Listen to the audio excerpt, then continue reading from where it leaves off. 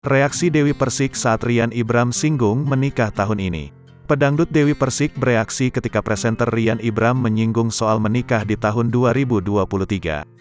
Keinginan Ryan Ibram untuk menikah dengan Dewi Persik ditanggapi sang pedangdut dengan santai. Meski terlihat salah tingkah, namun Dewi Persik kembali menyerahkan segala sesuatunya dengan Tuhan, termasuk menikah dengan Ryan Ibram. Diketahui, menyambut tahun baru 2023, presenter Ryan Ibram berniat segera menikahi pedangdut Dewi Persik. Niatan tersebut terungkap saat Ryan Ibram bersama rekan-rekannya membuka acara pagi-pagi ambyar beberapa waktu lalu. Bahkan ucapannya itu sampai membuat Dewi Persik salah tingkah.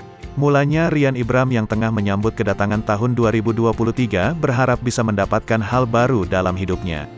Tahun baru 2023, semoga di tahun yang baru, hidup yang baru, berkah yang baru, semua jadi lebih baik.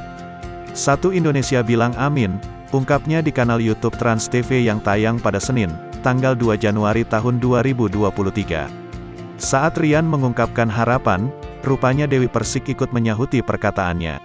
"Ya Allah, pasangan yang baru, semuanya baru," sahut Dewi Persik.